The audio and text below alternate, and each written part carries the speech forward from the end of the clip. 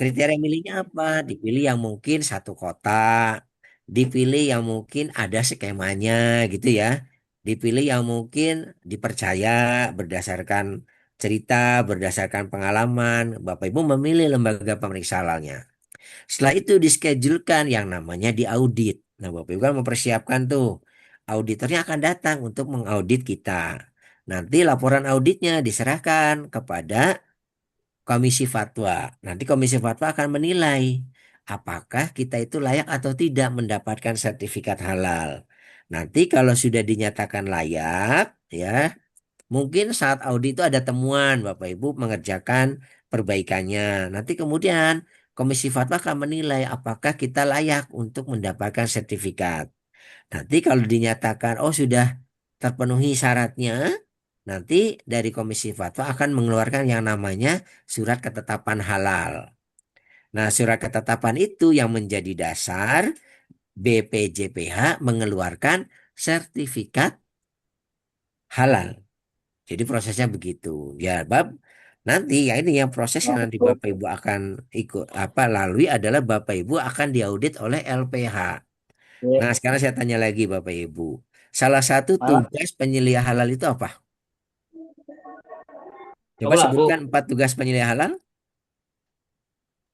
mendampingi saat ada audit, Pak. Oh, Oke, dia, nah, mendampingi saat audit. Oke, ada lagi yang lain mungkin kita refresh ya. 4 tugas penyelia pelabuhan bagi anu, mengawasi PPH. Jadi yang pertama nih Bapak Ibu ingat-ingat ya. Kata sandinya namanya ABC Kodam. Supaya ingat tugas penyelia halal itu ABC Kodam. Pertama, A-nya itu mengawasi. Mengawasi proses produk halal. Ya. Kemudian B dan C-nya itu melakukan tindakan perbaikan dan pencegahan. Baik dan cegah. gitu Ya. ya. Melakukan perbaikan, tindakan perbaikan dan pencegahan. Kemudian C-nya itu adalah eh, pencegahan. Ko-nya itu adalah mengkoordinasikan PPH, mengkoordinasikan proses produk halal di Mana ya, kita ketama aja lingkup mah. usahanya.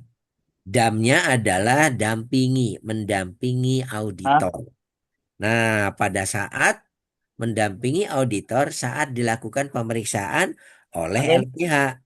Jadi ketika Bapak Ibu diaudit, ya Bapak Ibu menjadi harus mendampingi auditor itu. Kira-kira gambaran mendampingi itu seperti apa Bapak Ibu? Penyelihala mendampingi auditor. Kira-kira seperti apa tugas mendampingi itu Bapak Ibu? Ada yang bisa menjelaskan atau menggambarkan seperti apa? Menemani. Ya. Bapak Ibu, Memberikan saya mohon data maaf. data Hmm? barang bahan baku yang digunakan, Pak. Oke, Apakah sudah ada sertifikasi siala atau Banyak belum kadang nih? munculnya. oke. Menunjukkan Gitu. Pakai bahan-bahan nomor baku yang baru tadi. digunakan. Begitu ya Pak ya? Bagus. Silakan ada yang lain? Coba yang lain dihidupkan kameranya ya. Ibu Vika, Ibu Nazwa, Ibu Azahra, Pak Ahmad Maulana, Pak Alvin mungkin tidak cuma kelihatan rambutnya saja Pak Alvin. Oke Pak Alvin. Ibu Novia kelihatan sedikit keningnya, nggak kelihatan wajahnya. Ibu Meli kemana Ibu Meli? Ibu Ami, Ibu Afifah. Oke, hadir ya. Oke Bapak Ibu. Pak Umbara mana Ibu Pak Umbara? Nah, tadi Pak Agus menunjukkan bahan-bahan yang digunakan. Ada lagi tambahan? Silakan, Ibu. Jadi, mendampingi audit itu salah satunya itu, Pak. Kalau misalnya auditor mau tanya, Pak, bahan-bahannya apa aja yang dipakai? Oh, Bapak mau lihat daftarnya ditunjukkan. Auditor mau lihat fisiknya diarahkan. Yuk, Pak, kita ke gudang. Saya tunjukkan bahan-bahan yang digunakan. Gitu ya. Jadi, mendampingi auditor itu adalah Bapak Ibu berlaku sebagai auditinya, orang yang diaudit. Jadi, bukan Ibu membantu melakukan audit ya. Mendampingi itu bukan ibu ikut turut mengaudit, tetapi ibu siap menunjukkan bahwa saya siap diaudit gitu loh ya. Misalnya menunjukkan dokumen, menunjukkan bukti pelaksanaan, menunjukkan area, itu tugas pada saat eh, pendamping auditor seperti itu pada saat dilakukan audit. Makanya penilai halal harus hadir kalau pada saat dilakukan audit oleh LPH. Nah, Bapak Ibu sekalian, itu kalau Bapak Ibu dilakukan audit oleh LPH, berarti auditornya itu dari pihak luar atau dari pihak dalam, Ibu? Luar Luar. kan? Karena dari di luar kita, LPH Luar. itu berarti kita sebut sebagai audit eksternal. Audit eksternal itu bisa datang dari, kalau kita bicara sistem audit ya, bisa datang dari pihak yang ingin mensertifikasi, gitu kan? Badan sertifikasi, atau misalnya dari vendor kita. Jadi misalnya pada satu hari Bapak Ibu pengen ada audit itu dari misalnya dari yang menggunakan SPPG Ibu dari sekolah itu. Oh, sekolah ini mau pengen ngecek gimana penerapannya, mungkin saja begitu. Itu namanya audit vendor. Atau Ibu melakukan audit kepada supplier. Misalnya tadi ya cerita beras tuh. Ada yang cerita beras, saya pengen melihat sih prosesnya beras yang saya beli dari penggilingan ini tuh seperti apa prosesnya. Bapak Ibu tuh boleh tuh melakukan istilahnya namanya audit vendor. Bapak Ibu mengaudit vendor Ibu. Nah, kalau sekarang yang kita bicarakan adalah audit internal. Jadi Bapak Ibu kalau tadi cerita audit eksternal. Nah, sekarang yang namanya kita akan belajar tentang yang namanya audit internal. Bapak Ibu melakukan audit terhadap SPPG sendiri. Apakah SPPG kita itu sudah memenuhi apa persyaratan atau tidak, menjalankan secara konsisten atau tidak. Nah, Bapak Ibu sekalian, saya sudah kirim materinya di grup ya.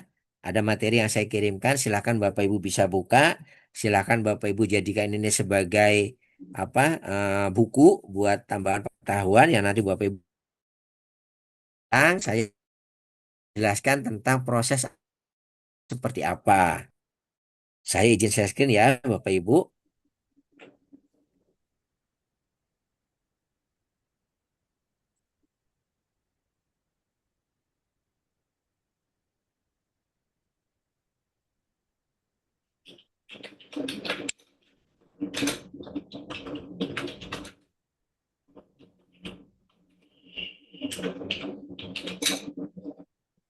Nah, sudah nampak ya. Bapak Ibu sekalian, jadi di materi saya ini saya akan menjelaskan kedua ini, saya akan menjelaskan tentang melakukan internal audit penerapan EJPH dan kemudian melakukan evaluasi dari hasil audit itu. Ya, jadi kita bahas dari mulai auditnya apa,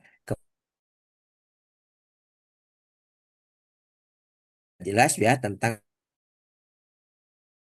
auditnya, mengecek, kemudian menilai kesesuaian gitu ya. Kemudian terhadap diri kita sendiri, terhadap perusahaan kita sendiri. Nanti untuk yang audit internal ini diharapkan setelah melihat ini Bapak Ibu dapat berarti Bapak Ibu nanti diharapkan dapat melakukan merencanakan audit internal. Bagaimana sih merencanakan audit internal itu? Kemudian Bapak Ibu diharapkan dapat melakukan audit internal. Kemudian nanti akhirnya adalah Bapak Ibu dapat menyusun atau membuat laporan hasil audit. Ya, nanti kita akan pelajari Bapak Ibu. Apa itu audit internal ya?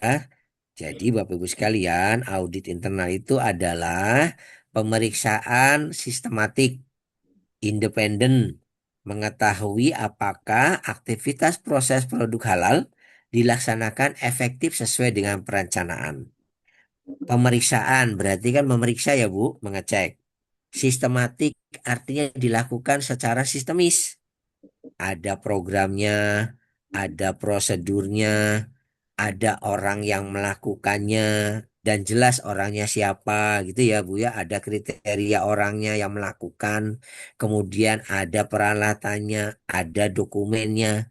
Itu namanya kita melakukan sesuatu by system. Kemudian independen, Bapak Ibu nanti dilakukan harus independen. Tidak boleh apa istilahnya dipengaruhi oleh pihak luar. Jadi memang agenda independen yang kemudian harus independen seperti itu Bapak Ibu, tidak bisa dipengaruhi pihak luar. Kemudian untuk mengetahui apa tujuannya adalah mengetahui aktivitas proses produk halal ya, jangan lupa Bapak Ibu, aktivitas proses produk halal yang dilaksanakan itu efektif atau tidak. Efektif itu apa? Benar-benar dijalankan ya, dan apa terbukti gitu ya. Memang betul dilaksanakan dan ada buktinya. Kemudian sesuai dengan perencanaan. Perencanaannya apa? Perencanaan ya kemarin yang Bapak Ibu sudah buat. Perencanaannya sesuai dengan manual halalnya, sesuai dengan SOP-nya, sesuai dengan daftar bahannya. Begitu Bapak Ibu. Sesuai dengan ketentuan-ketentuan lain yang dibuat. Bapak Ibu kan membuat manualnya, membuat SOP-nya, membuat daftar bahannya, itu rencananya. Nah, tinggal dilihat apakah yang kita lakukan SPPG tersebut melakukannya sesuai nggak dengan perencanaan-perencanaan yang dibuat. Itu maksudnya Bapak Ibu. Kemudian verifikasinya dilakukan oleh auditor internal perusahaan terhadap apa? Terhadap 5 kriteria. Bagaimana perusahaan menjalankan pemenuhan terhadap 5 kriteria yang sudah ditentukan di dalam standar ECPH. Apa saja 5 kriterianya? Ya dari mulai komitmen tanggung jawab, bahan, proses, produk, maupun pemantauan dan pelatihannya, evaluasinya. Bapak Ibu sekalian, audit internal di dalam sistem jaminan produk halal ada beberapa hal yang harus kita perhatikan. Pertama, Bapak Ibu pelaku usaha ini harus memiliki prosedur tertulis tentang bagaimana sebagai panduan untuk melakukan kegiatan audit internal. Kemudian, audit internal dilakukan setidaknya 1 kali dalam 1 tahun, Bapak Ibu. Jadi Bapak Ibu nanti kalau sudah, jadi audit itu dilakukan begini Bapak Ibu. Nanti Bapak Ibu ketika sudah dipersiapkan, kemudian nanti akan dilakukan audit eksternal oleh LPH, Bapak Ibu harus melakukan audit internal dulu. Nanti kemudian setelah dilakukan audit internal baru pertama tuh, kemudian dilakukan audit oleh LPH, habis itu Bapak Ibu 1 tahun ke depannya harus melakukan audit lagi gitu. Jadi ketentuannya setiap 1 tahun sekali Bapak Ibu harus melakukan audit internal. Jangan khawatir Bapak Ibu, yang melakukan audit internal itu bukan penyelia sendirian, tetapi yang melakukan adalah tim internal auditor di perusahaan di SPPG Bapak Ibu. Anggotanya siapa saja? Nah, Bapak Ibu sekalian, namanya sebuah tim, ada ketua, ada anggota. Ya, Bapak Ibu sebagai penyelia boleh jadi ketuanya, boleh menjadi anggota timnya. Tergantung atasan kita menunjuk Bapak Ibu sebagai apa. Tapi apakah kalau Bapak Ibu ditunjuk sebagai ketua tim internal auditor itu melanggar ketentuan? Tidak, bisa menjadi ketua. Apakah menjadi anggota saja? Boleh Bapak Ibu. Jadi Bapak Ibu menjadi bagian dari tim internal audit sebagai penilai itu diperbolehkan baik sebagai ketua maupun sebagai anggota. Dilaksanakannya 1 kali dalam 1 tahun. Yang melaksanakan tim. Timnya itu terdiri dari siapa aja? Ada ketua, ada anggotanya. Anggotanya terdiri dari siapa saja? Nah, Bapak Ibu sekalian, anggotanya diusahakan dari pihak-pihak atau bagian-bagian yang terlibat. Mohon Bapak Ibu yang sambil bersuara bisa di-mute suaranya. Kemudian dari bagian-bagian yang terlibat. Misalnya di dalam SPPG itu ada bagian apa aja? Ada bagian pengadaan ya Bu ya. Ada bagian apa aja Bu SPPG? Siap. Penyiapan ya, pengadaan, penyiapan, apalagi Bu? Pemorsian, Pemorsian, ada lagi? Produksi, pengolahan, Nah, pengolahan. Kemudian distribusi ya. pendistribusian, Taruhlah ada 5. Pengadaan, pemorsian, pengolahan, kemudian penyimpangan. penyimpanan lah taruh ya, penyimpanan dan pendistribusian. Kanan Ada 5. distribusi. Nah, Bapak Ibu sekalian, Bapak Ibu menunjuk apa mengambil tuh beberapa orang dari setiap sesi, setiap ini tuh diambil satu orang mungkin karena mungkin ngambil banyak orang tidak mungkin ya. Satu orang sebagai anggota tim internal auditor ya. Jadi nanti terbentuklah sebuah tim Bapak Ibu. Tim ini yang akan kemudian bekerja untuk melakukan audit internal. Tapi jangan lupa Bapak Ibu, kalau Bapak Ibu membentuk tim berarti harus dibekali dulu supaya dia bisa jadi tim yang baik. Bekalnya apa? Bekalnya pertama pengetahuannya. Pengetahuan tentang apa? Pengetahuan tentang pertama tentang sistem jaminan produk halal. Karena kan Ibu Masleha tolong di Iya. Ibu Masleha tolong di mute. Admin tolong bisa di mute Ibu Maslehanya. Nah, kemudian Bapak Ibu sekalian, eh, terbentuk sebuah tim, nanti kemudian tim itu yang akan mengaudit. Pengetahuan apa yang perlu dilengkapi? Pertama, pengetahuan tentang sistem jaminan produk halal. Jadi kemarin yang 2 jam diajarkan oleh Ibu Dewi, itu nanti tugas Bapak Ibu tuh untuk membagikan pengetahuan itu kepada tim internal auditor Bapak Ibu. Kemudian sama materi yang mungkin materi ini yang Bapak Ibu harus sosialisasikan kepada tim internal audit sehingga mereka tahu kalau mau mengaudit itu apa yang jadi dasarnya. Dasarnya kan sistem jaminan produk halal. Begitu Bapak Ibu.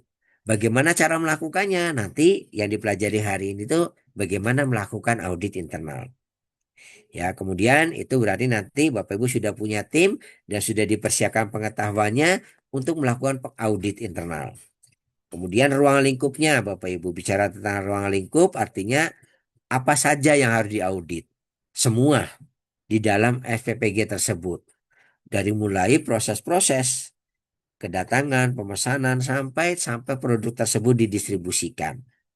Kemudian jangan lupa Bapak Ibu, jika Bapak Ibu menggunakan jasa pihak ketiga, maka itu pun harus menjadi bagian yang dilakukan audit internal. Misalnya Bapak Ibu menggunakan gudang. Gudangnya pakai gudang sendiri sudah ada, tapi ternyata karena mungkin tidak cukup, Bapak Ibu menggunakan gudang pihak luar. Nah, audit pihak luar pun Bapak Ibu harus dilakukan audit, gitu ya. Kemudian Bapak Ibu sekalian, hasil audit internal itu kemana dilaporkannya? Bapak Ibu nanti kalau sudah membuat audit, Bapak Ibu membuat laporannya. Laporannya dilaporkan ke Badan Penyelenggara Jaminan Produk Halal. Jadi laporan internal audit itu harus disampaikan kepada BPJPA Bapak Ibu untuk membuktikan bahwa sistem itu dijalankan gitu ya.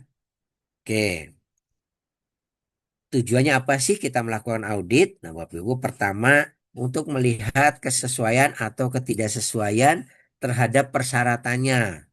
Jadi di dalam EJPH kan banyak persyaratan-persyaratan.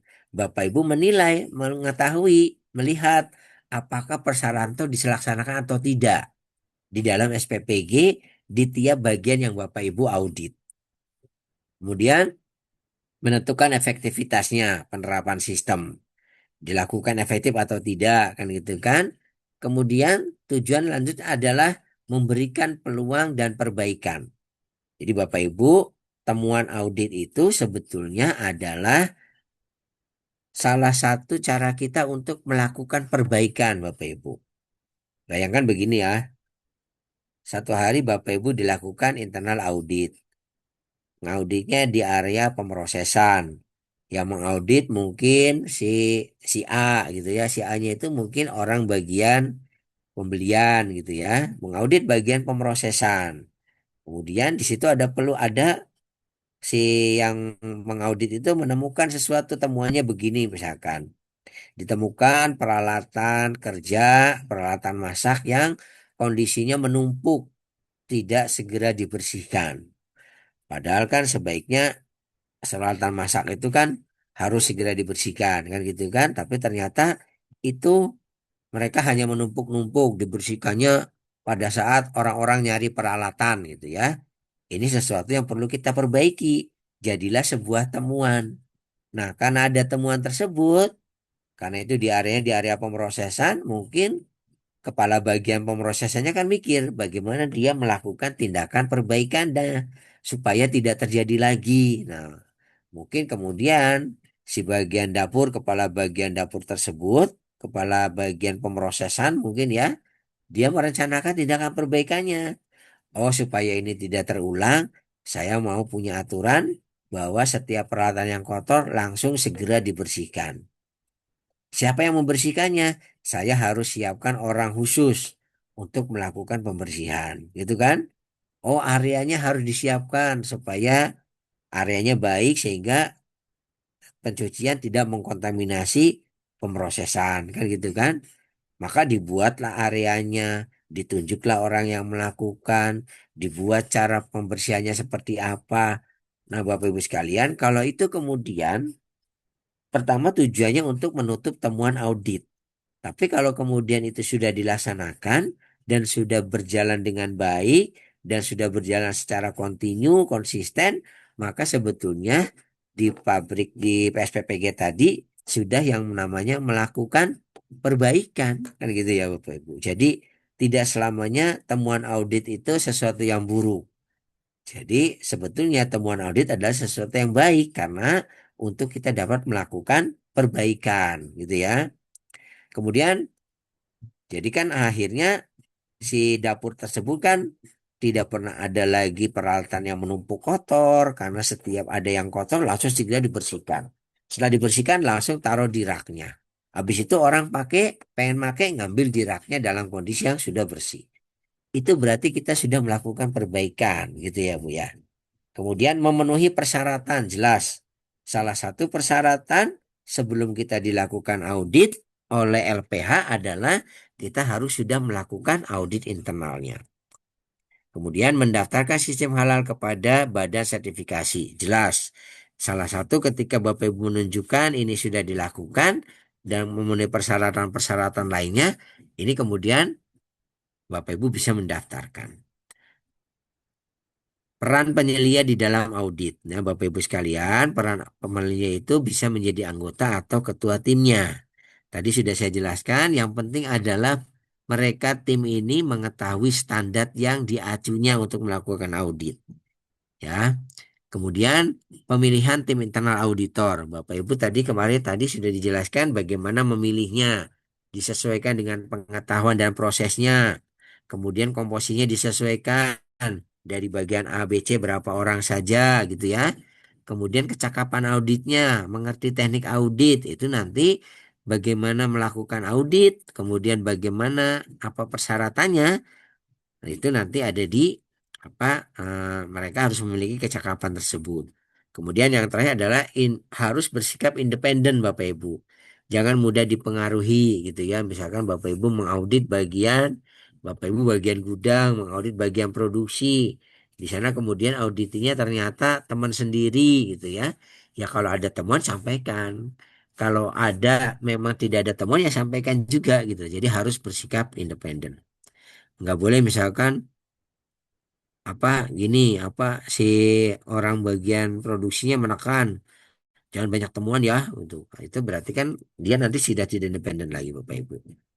Nah, ini ketua tim ya. Jadi tugas dan tanggung jawab kalau Bapak Ibu nanti sebagai ketua tim pertama menetapkan program audit. Kemudian mengidentifikasi kebutuhan sumber daya. Jadi programnya mau dibikin bulan apa. Kemudian ya orangnya siapa saja. Nah, itu kan Bapak Ibu mengidentifikasi kebutuhan sumber daya itu. Sumber dayanya, sumber daya manusianya. Mungkin orangnya siapa yang ditugaskan di bagian tertentu. Kemudian peralatannya disiapkan. Kan gitu ya. Jadi kebutuhan sumber daya semuanya dicek. Kemudian melaksanakan audit internal. Jadi ketua tim boleh melakukan internal audit. Kemudian membuat kesimpulan dari hasil audit, kemudian membuat laporannya. Laporannya disiapkan, dilaporkan pada pimpinan kita dan kepada BPJPH. Kalau sebagai anggota, Bapak Ibu nanti pertama merencanakan, menyiapkan perencanaan audit. Ya, jadi bukan program tapi perencanaan. Perencanaan itu isinya hari apa Bapak datang ke bagian apa saja yang diaudit. Nah itu nanti bisa buat gitu ya. Kemudian melakukan audit Bapak Ibu. Namanya anggota pasti melakukan audit internal. Kemudian menentukan kesimpulan audit. Ini termasuk temuan atau tidak gitu ya. Itu kan pengetahuan audit, kesimpulan audit kan didapatkan dari pengetahuan dia seperti apa gitu ya. Kemudian membuat kesimpulan, membuat laporan audit Bapak Ibu. Nanti setiap auditor itu harus dapat membuat laporannya. Bagaimana cara membuatnya nanti akan kita ajarkan Bapak Ibu. Kemudian melakukan verifikasi tindakan perbaikan oleh auditi. Jadi Bapak Ibu sekalian, auditor itu bukan berhenti bekerja pada saat temuan ditulis kemudian diserahkan pada auditi. Tetapi jangan lupa Bapak Ibu, beberapa hari ke depan Bapak Ibu harus mengecek kembali apakah tindakan perbaikannya itu sudah dilakukan atau belum. Jadi mungkin nanti Bapak Ibu tuh akan mengecek hasil auditnya seperti apa. Ya, itu tanggung jawabnya itu yang namanya memverifikasi tindakan perbaikan dan pencegahan yang dilakukan oleh auditi. Kemudian Bapak Ibu, setelah ada timnya, setelah ada programnya, setelah ada memenuhi syarat, dokumennya sudah diperiksa gitu, baru kemudian Bapak Ibu mengecek kemudian membuat checklistnya. Bapak Ibu harus membuat checklist audit untuk audit internal ini. Supaya apa? Supaya mereka para auditor memiliki pedoman untuk melakukan pengecekan atau audit ini. Kemudian dengan adanya checklist ini kita membantu ya para auditor itu untuk memperlancar proses audit. Ya, supaya lancar Bapak Ibu. Dan supaya tidak lupa juga Bapak Ibu kalau ada tulisannya di sini.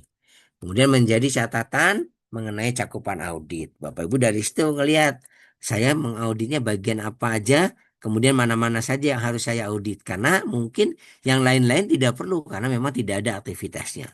Seperti itu. Nanti kita akan belajar mengisi checklistnya Bapak Ibu. Checklistnya itu dalam bentuk seperti ini biasanya.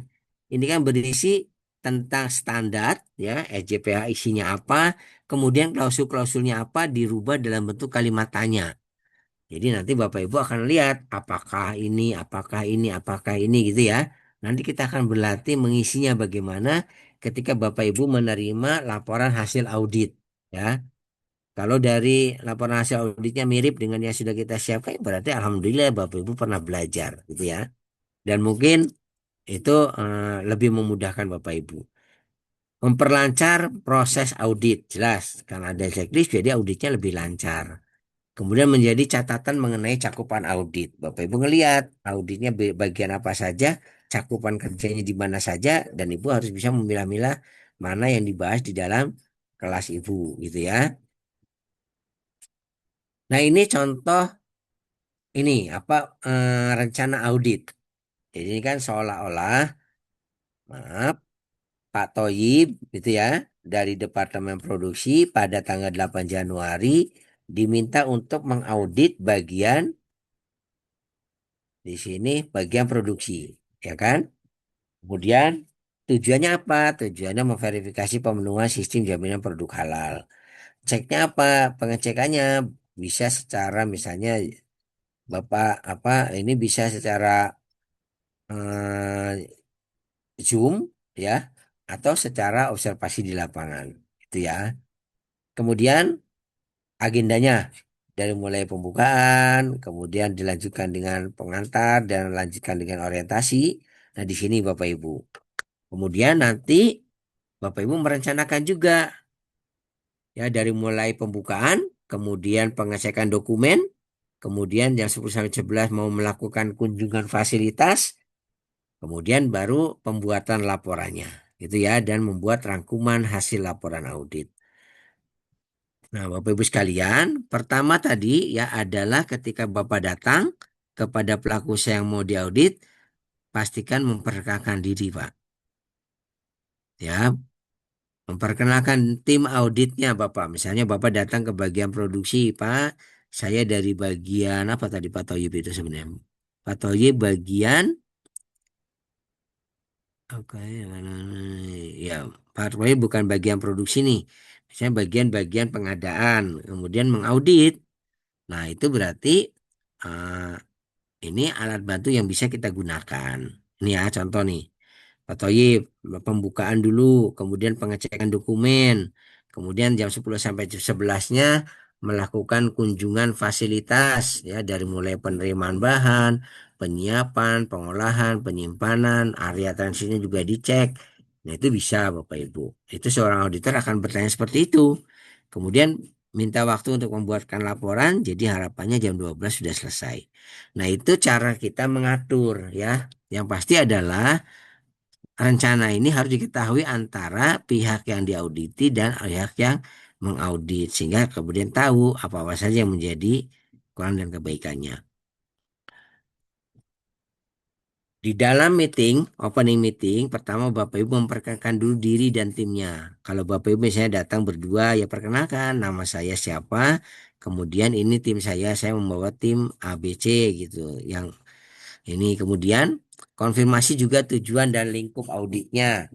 Oh, tujuannya menilai pemenuhan EJPH gitu ya. Penjelasan laporan dan tindak lanjut.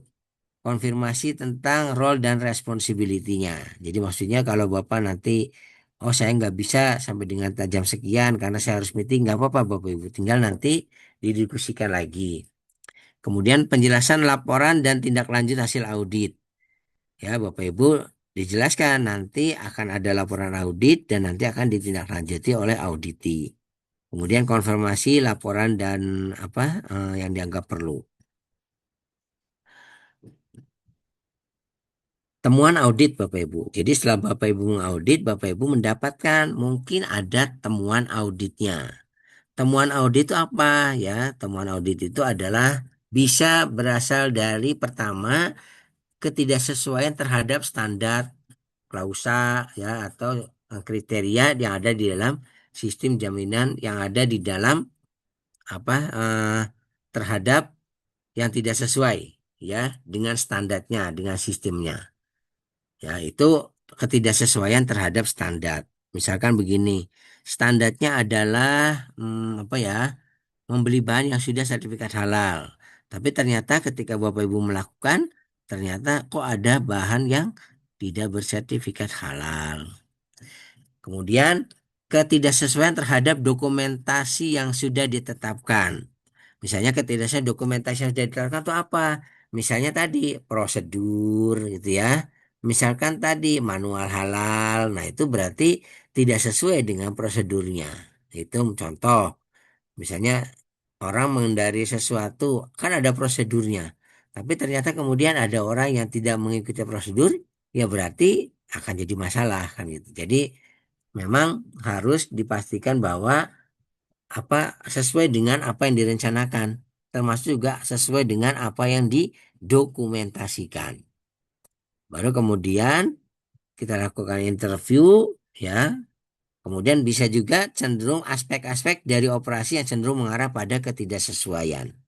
Jadi misalnya Bapak Ibu melihat setiap bahan datang harus dicek oleh personil gudang. Oh betul, orang gudang melakukan pengecekan. Kemudian yang dicek adalah item A, B, C, D. Itu harus dicek oleh auditor. Berarti kan lanjutkan dengan apa merisa itu. Begitu Bapak Ibu. Eh, oke. Baru kemudian Bapak Ibu setelah eh, melihat dari keliling lapangan, melihat personilnya, mewawancara ini ya. Teknik audit itu ada tiga. Pertama, Bapak Ibu bisa melakukan wawancara. Wawancara dengan siapa? Dengan auditi, dengan orang-orang. Misalnya Bapak Ibu pengen mengecek tentang kebijakan halal gitu ya. Kebijakan halal kan harus disosialisasikan. Untuk mengetahui apakah sudah disosialisasikan atau belum, Bapak Ibu bisa bertanya sama misalnya dengan orang yang kerja, apa boleh saya tanya gitu ya. Kemudian apa Bapak sudah pernah mengikuti pelatihan tentang apa? Tentang ini tentang kebijakan halal gitu kan. Ketika kemudian orang tersebut bilang sudah Pak pada tanggal sekian kami diundang ikut mengikuti pelatihan ya, sudah untuk mengikuti sosialisasi kebijakan halal. Nah berarti oh sudah dilakukan dengan bukti hasil wawancara gitu ya.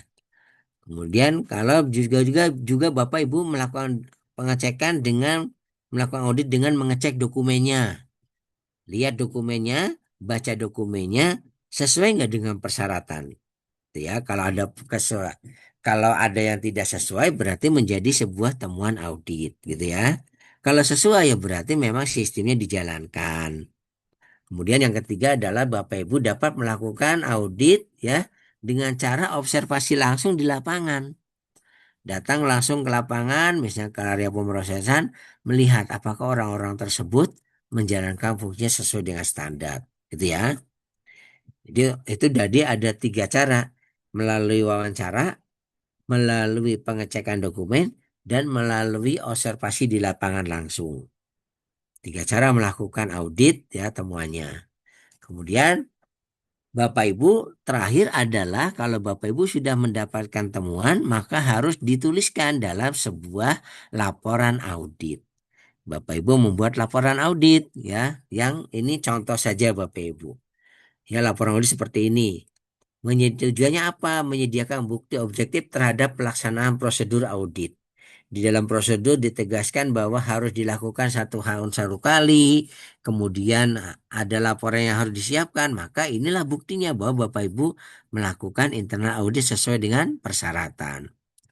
Kemudian menjamin persyaratan tindakan perbaikan dapat ditetapkan, ya. Harus harus ada tindakan perbaikan yang harus ditetapkan kira-kira bisa dikerjakan atau tidak. Kemudian menjamin dapat dilakukannya tindak lanjut terhadap eh, temuan audit. Jadi kalau sudah audit selesai kita melakukan tindak lanjutnya Bapak Ibu. Teknik mencatat laporan audit. Kita mengenal masalah PLOR ya. Problemnya apa? Kemudian di mana ditemukan atau lokasinya di mana. Jadi P itu problem, L itu adalah location atau lokasinya di mana. Objektifnya itu apa? Tiga, apa bukti objektifnya apa? Ya, bukti bahwa si anak itu mengerjakan gitu ya tugas ininya, laporan auditnya, maka dilihat gitu ya Bapak Ibu. Kemudian bukti objektifnya apa? Kemudian mengapa dianggap sebagai ketidaksesuaian? Artinya referensinya apa yang dilanggar? Misalnya tidak memenuhi dengan kriteria ICPH, ya tulis kriteria ICPH poin apa? Poin komitmen dan tanggung jawab. Ya tulis begitu Bapak Ibu. Ini menunjukkan bahwa kita menemukan temuan itu sudah ada dasarnya. Jadi bukan temuan yang sifatnya subjektif ya. Kalau ada temuan ya berarti harus disampaikan dan apa adanya gitu ya. Baru setelah Bapak Ibu membuat laporan ya, kemudian disampaikan di dalam yang namanya closing meeting audit. Ya, jadi meeting kembali kalau sudah selesai untuk disampaikan apa? Menyampaikan dan mendiskusikan hasil audit yang sudah dilakukan. Gitu ya. Kemudian memberikan waktu kepada auditi untuk memberikan sanggahan. Pak, kita sudah melakukan selesai audit di dalam closing itu begitu Bapak Ibu. Alhamdulillah kita sudah melakukan proses audit internal di bagian misalnya ini bagian produksi.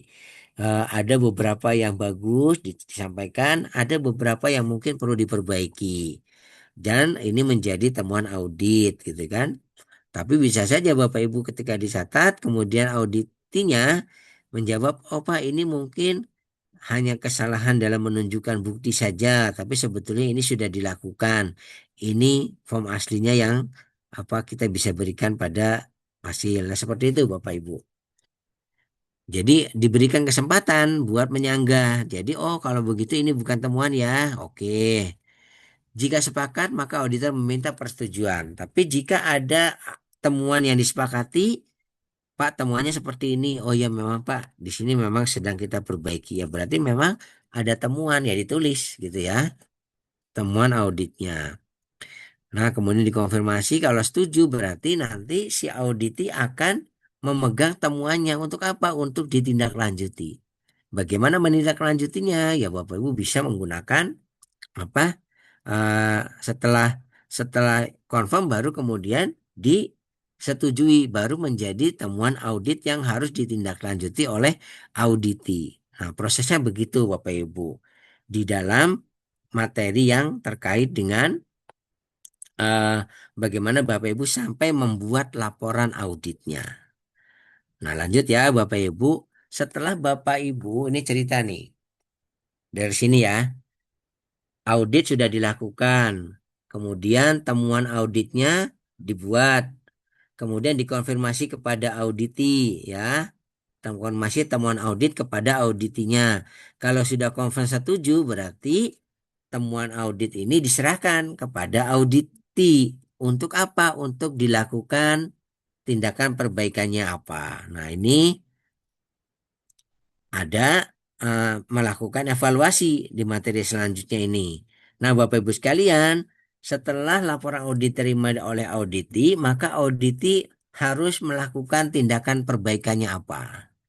Tindakan perbaikannya apa? Kemudian auditi harus memikirkan tindakan pencegahannya apa. Tindakan pencegahan itu supaya yang bertujuan untuk menghindari itu terulang kembali.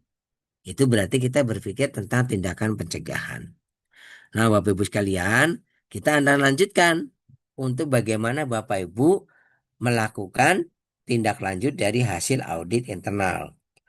Bapak Ibu nanti diharapkan di materi sub yang kedua ini dapat melakukan tindak lanjut hasil perbaikan, kemudian dapat mendokumentasikan hasil audit internal. Jadi ini setelah Bapak Ibu membuat laporan juga membuat dokumentasi ya, membuat hasil audit internal untuk dilaporkan. Seperti itu Bapak Ibu. Nah, sekarang kita masuk ke sini ya. Jadi nanti setelah temuan audit itu dibuat, Bapak Ibu kemudian nanti tindakan si auditi akan membaca itu, mereview itu, kemudian membuat rencana tindakan perbaikan dan pencegahan.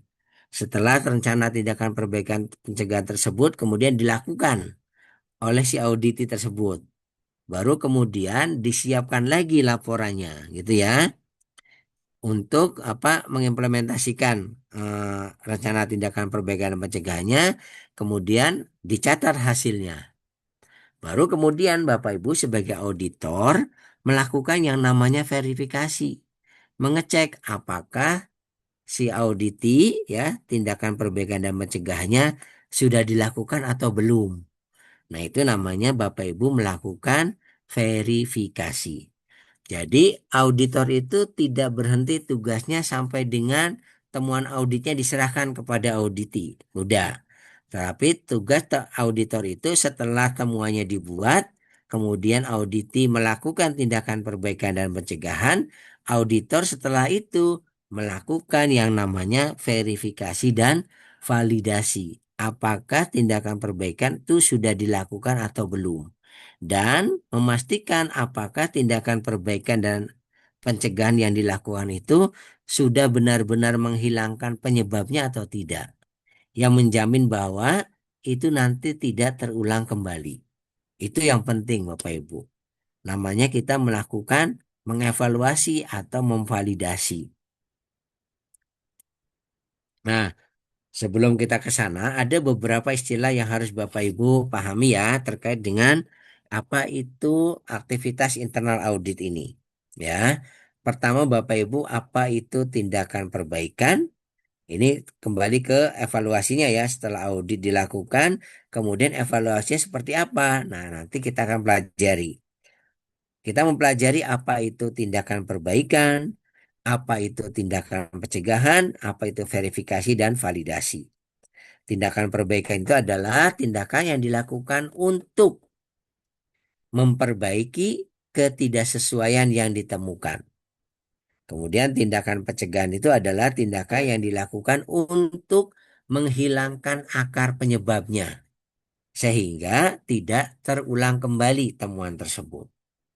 Verifikasi adalah memastikan tindakan perbaikan dan pencegahan sudah dilakukan sesuai dengan rencana melalui bukti yang objektif. Ya. Kemudian validasi adalah pengujian kebenaran terhadap tindakan perbaikan dan pencegahan. Nah, Bapak Ibu, saya supaya Bapak Ibu lebih memahami apa itu tindakan perbaikan, pencegahan, verifikasi dan validasi dan bagaimana itu dilakukan, saya ingin cerita dulu Bapak Ibu. Saya ingin cerita, kemudian saya ingin kita berdiskusi, ya. Misalkan begini Bapak Ibu, Bapak Ibu punya rumah, Bapak Ibu punya anak. Anaknya Bapak Ibu dikasih kamar. Sudah besar, sudah SMA gitu ya, sudah pintar gitu kan. Kemudian diberi kamar, kamarnya bagus, dikasih AC. Nah, Bapak Ibu pada satu hari karena Bapak Ibu sudah, maaf, oh ya, Bapak Ibu sudah memberikan kamar, Bapak Ibu pengen mengecek apakah kamar yang diberikan pada anak Bapak Ibu itu dipelihara atau tidak. Ya, jadi Bapak Ibu seolah-olah melakukan audit sama kamarnya anak Ibu. Misalnya kamarnya namanya Amir, ya, anak Ibu namanya Amir. Pada satu hari Bapak Ibu di hari ini tuh ngecek kamar Amir. Kemudian pada saat Bapak Ibu datang ke kamar Amir, Amirnya ada di tempat. Kemudian Bapak Ibu menemukan ada air menggenang. Kok ada air? Posisinya di lantai, kemudian posisinya ada di bawah AC. Pada saat Bapak Ibu mengecek kamar Amir itu, posisi AC-nya itu pada kondisi mati, tidak dihidupkan. Tapi kemudian di bawah kamar Amir itu di bawah AC tersebut ditemukan ada genangan air. Kira-kira ada genangan air ya, walaupun sedikit ya, di kamar Amir itu sebuah kesesuaian atau ketidaksesuaian Bapak Ibu. Kira-kira Ketidaksesuaian. normal nggak? Tidak. Tidak. Tidak, Pak. Masa kamar harusnya kan kering. Oh, ternyata kok ada air menggenang. Nah, berarti Bapak Ibu istilahnya itu ada temuan di sana. Ada ketidaksesuaian. Nah, kalau proses seperti itu, Bapak Ibu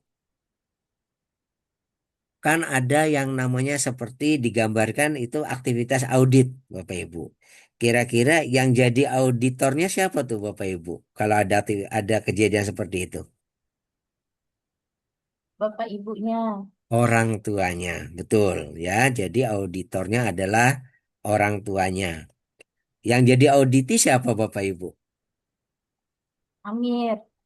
Amir ya. Auditinya adalah Amir. Auditornya orang tuanya. Kira-kira temuannya apa Bapak Ibu? Ada temuan ketidaksesuaiannya apa? Genangan Terdapat genangan air. air di kamar Amir. Ya, betul sekali. Jadi ditemukan genangan air di kamar Amir. Posisinya di lantai di bawah AC, gitu ya. Nah, kira-kira kemudian apa yang harus dilakukan Amir, Bapak Ibu? Bapak Ibu kan ngomong sama Amir, Mir, ini ada temuan loh di kamarmu dan harus dibetulin. Itu ada genangan air di posisinya di bawah AC. Amir ngelihat, oh iya Bu, memang itu ada genangan. Kira-kira apa yang harus dilakukan Amir, Bapak Ibu?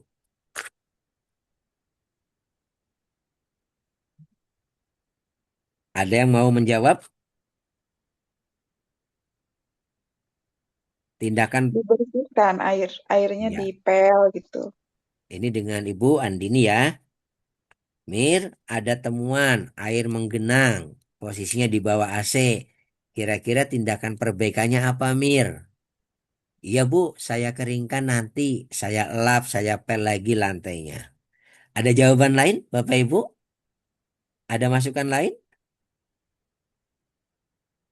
selain Dibetulkan dibersihkan? AC-nya. Gimana Ibu Andini?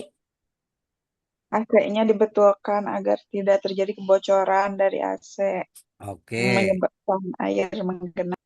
Nah, ketika kemudian Amir berpikir mengatakan bahwa ya Bu nanti AC-nya dibetulin. Berarti sebetulnya Amir sudah berpikir tentang akar penyebab. Amir sudah menduga, oh ini berarti air menggenang ini sumber masalahnya dari AC yang rusak, gitu ya Bu ya. AC yang bocor. Berarti Amir sedang, ketika Amir mengatakan itu, sebetulnya Amir sedang melakukan memikirkan tentang tindakan pencegahannya. Kalau tadi tindakan perbaikan itu mengeringkan lantai, ketika Amir mengatakan bahwa merencanakan akan memperbaiki AC-nya, berarti Amir sedang berpikir melakukan tindakan pencegahannya. Karena sudah berpikir akar penyebabnya. Oh, ini penyebabnya ini dari AC, kan gitu ya, yang bocor. Nah, kemudian tindakan perbaikan, Amir tindakan pencegahan. Kira-kira kalau Amir mengatakan, iya Bu, Pak, nanti saya mau perbaiki AC-nya. Apalagi pertanyaannya Bapak Ibu, yang bisa ditanyakan sama Amir. Kalau Amir berjanji ingin memperbaiki AC, apa? Ada yang bisa bantu mendiskusikan? Apa aja Kapan Pak? kapan itu Kapan? dilaksanakan? Siapa nanti nih? Oh, Pak Haryanto. Pak Haryanto menjawab kapan dilaksanakan. Ada lagi selain kapan? Siapa? Jadi kalau Amir bilang, iya Bu, Pak, nanti AC-nya mau diperbaiki. Nah, sebagai auditor nih, harus bertanya tentang siapa yang melakukan dan kapan itu dilakukan. Ya, kira-kira siapa Bu yang akan melakukan memperbaiki AC? Amir. Amir. Amir berarti lulusan STM kali ya. Teknisi Hmm. AC. Atau Amir kebetulan mahasiswa teknik yang bisa memperbaiki AC sendiri. Atau biar gampangnya Amir pura-puranya masih SMA, belum bisa memperbaiki AC sendiri. Berarti kan paling Amir, iya Bu, nanti saya akan panggil tukang AC, ya, tukang servis AC. Jadi ketika AC mau diperbaiki, kemudian siapa yang melakukan? Tukang servis AC. Kapan dilakukan? Amir menentukan tanggalnya, menentukan harinya. Kalau sekarang hari Jumat, Amir berjanji, ya Bu, saya akan perbaiki hari Sabtu. Berarti Amir sudah menjawab pertanyaan kapan dan Amir sudah menjawab pertanyaan siapa. Itu auditor harus tanya Bu. Harus memastikan kalau tindakan perbaikan dan pencegahan itu ditanya selain apa, juga ditanya kapan dan siapanya. Oke, berarti Amir sudah merencanakan itu tindakan perbaikannya akan dipel, tindakan pencegahannya akan memanggil tukang AC untuk diperbaiki. Nah, Bapak Ibu kemudian Bapak Ibu membiarkan Amir tuh. Ya udah Amir, sekarang silakan panggil tukang AC-nya, janji besok. Oke, gitu ya. Bapak setuju gitu. Nah, kemudian Bapak Ibu sebagai orang tua, sebagai auditor, apa yang akan Bapak Ibu lakukan selanjutnya adalah kita harus mengecek. Iya enggak? Memastikan bahwa apakah Amir sudah melakukan janjinya atau belum.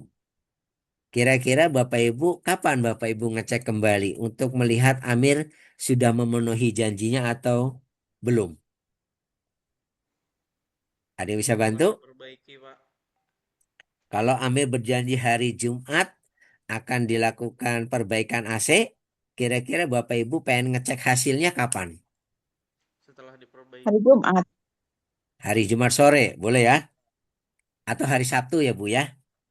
Jadi, nah, saat Ibu melakukan mengecek kembali apakah tindakan perbaikan dan pencegahan itu sudah dilakukan atau belum, itu yang namanya Bapak Ibu melakukan verifikasi. Cek. Jadi verifikasi itu adalah memastikan tindakan perbaikan dan pencegahan sudah dilakukan atau belum sesuai dengan perencanaannya, dengan bukti objektifnya apa. Nah, itu namanya Bapak Ibu melakukan verifikasi. Kapan dilakukan verifikasi itu? Verifikasi dilakukan sesuai dengan janjinya atau setelah janjinya. Jadi kalau misalnya Amir berjanji hari Sabtu diperbaiki, maka hari Minggu mungkin Minggu pagi Bapak Ibu ngecek. Nah, verifikasi itu Bapak Ibu ngeliat dan bertanya sama Amir, Mir, gimana AC-nya? Gimana yang kemarin bocor? Hmm, Gimana yang kemarin genangan? Tuh Bu, sudah saya keringkan, sekarang sudah kering. Kemudian kemarin saya sudah memanggil tukang AC untuk diperbaiki. Berarti kan, wow ya berarti Amir sudah memperbaiki. Sudah. Kira-kira kalau Amir mengatakan sudah memperbaiki AC, ya sesuai dengan rencananya, apa Bu yang akan Ibu tanyakan lagi? Berapa biayanya, buktinya mana? Nah, buktinya, Bapak Auditor bertanya buktinya apa.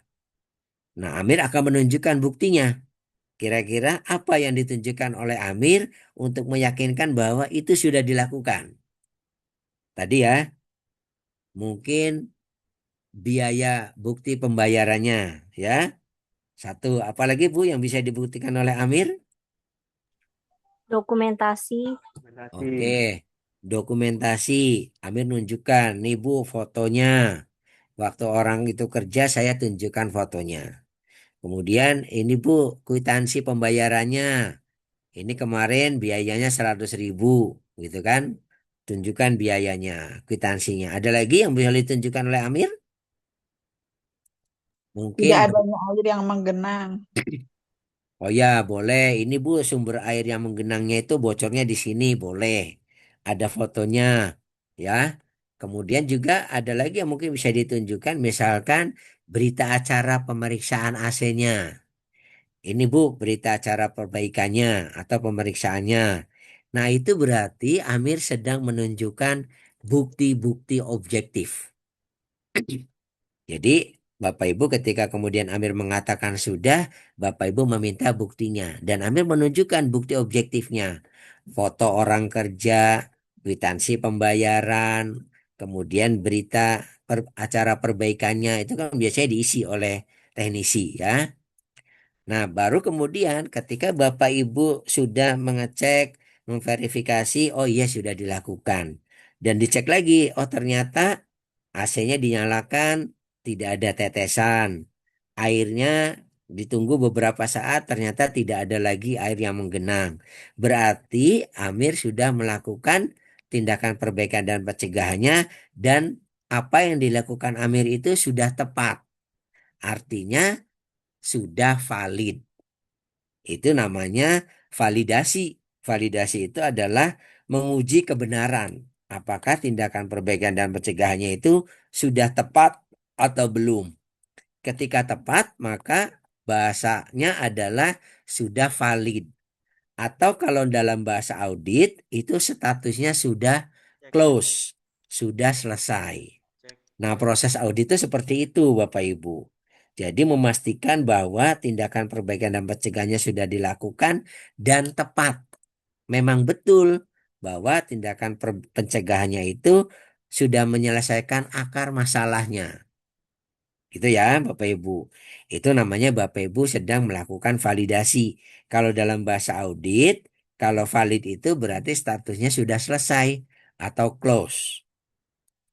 Nah, Bapak Ibu, dari ini silakan mau ada pertanyaan, silakan Bapak Ibu ada pertanyaan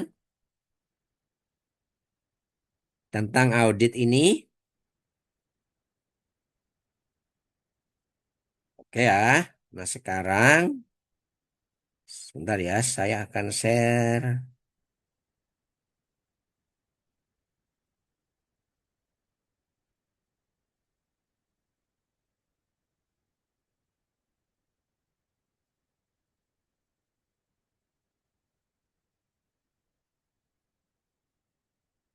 Oke, saya izin share screen lanjut ya, sedikit lagi Bapak Ibu.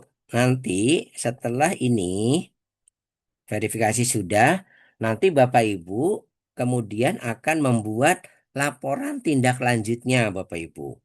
Laporan tindak lanjutnya itu Bapak Ibu nanti Bapak Ibu harus dapat tindak lanjutnya itu berisi tentang apa.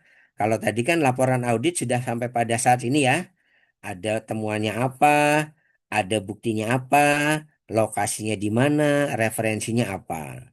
Kemudian tindak lanjutnya adalah Bapak Ibu nanti belajar membuat akar penyebabnya apa, tindakan perbaikan dan pencegahannya apa, kemudian nanti sampai dengan verifikasi dan validasinya. Itu dituangkan dalam sebuah laporan, Bapak Ibu. Dan nanti penyelia atau auditor internal itu harus dapat membuat laporan audit dan tindak lanjutnya. Ya. Kemudian Bapak Ibu sekalian, sekarang saya kirim ini Bapak Ibu. Saya kirim materi apa? Tugas ya Bapak Ibu sekalian. Sudah bisa dibuka tugasnya? Nah, Sudah, Pak. sekarang Silakan buka tugasnya Bapak Ibu. Nah, sekarang saya ingin membahas bersama tentang tugas 3.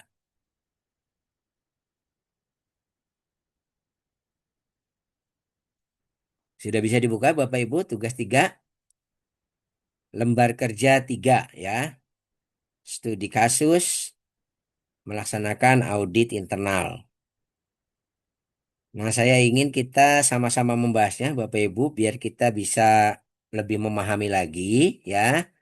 Mungkin ada yang ingin bervolunteer untuk membacakan studi kasus ini. Ayo siapa yang ingin bervolunteer membacakan studi kasus? Oh, aja, Pak. Ibu Andini ya. Atau siapa tadi yang bersuara? Ya, saya Andini, Pak. Oh ya, silakan Ibu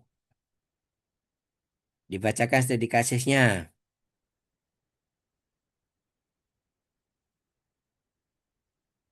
Siapa nih? Halo. Ya, Pak.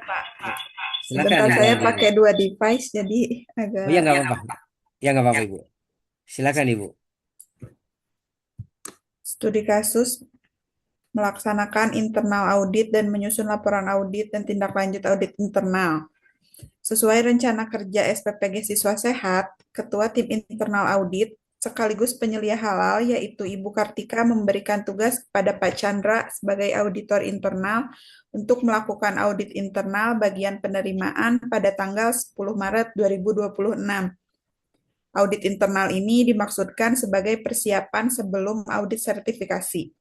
Saat melakukan audit di gudang bahan, Pak Chandra didampingi oleh Pak Rahmat sebagai Kepala Bagian Penyediaan, menemukan adanya bahan baku bumbu marinasi yang digunakan bagian produksi sebanyak 5 karton dengan merek sajikan yang tidak terdapat label halalnya.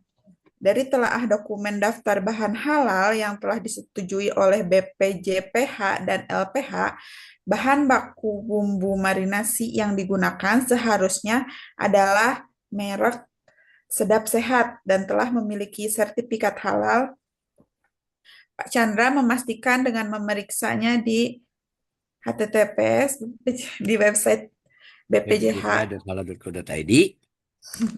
Dan memang bahan baku bumbu marinasi merek sajikan belum memiliki sertifikat halal. Saat dikonfirmasi, Pak Rahmat memberikan keterangan bahwa bahan baku bumbu marinasi sajikan sebanyak 5 karton baru didatangkan dari supplier 3 hari lalu sebagai alternatif karena merek Sedap Sehat mengalami kekosongan stok di supplier. Bagian penyediaan tidak melaporkan ke penyelia halal dan tim manajemen halal terkait perubahan penggunaan bahan baku bumbu marinasi tersebut karena dalam prosedur pembelian bahan yang sudah dimiliki tidak dijelaskan bahwa bagian pembelian harus melapor jika ada perubahan penggunaan bahan di luar yang tercantum di dalam daftar bahan halal. Oke, jadi dari penjelasan cerita studi kasus tersebut, Bapak Ibu diminta untuk satu ya, mengisi temuan ketidaksesuaian di dalam daftar periksa audit internal. Kemudian yang kedua, Bapak Ibu diminta untuk membuat laporan audit internal dan tindak lanjutnya di dalam form laporan audit dan tindak lanjut hasil audit internal. Jadi di sini ada checklist Bapak Ibu, kemudian di bawahnya ada laporan auditnya. Nah, Bapak Ibu sekalian, yuk kita sama-sama membahasnya. Saya ingin semua peserta dapat aktif ya. Jadi nanti tadi sudah dibantu. Terima kasih Ibu Andini yang sudah membacakan studi kasus ini. Nah, sekarang mari kita sama-sama isi ya, Bapak Ibu. Silakan Bapak Ibu pertama ini dulu Bapak Ibu apa mengisi yang di sini dulu ya, nama pesertanya. Jadi tahu nanti ini kan akan diupload ya. Silakan diisi nama peserta, nomor HP, kemudian fasilitator pendamping, kemudian nomor revisi tugasnya diisi 00 dulu. Nanti kalau ada revisi perbaikan dari fasilitator, jadi nanti jadi 01 gitu ya, tapi tulis 00 dulu. Nah, setelah itu mari kita sama-sama mengisi daftar periksa audit internal.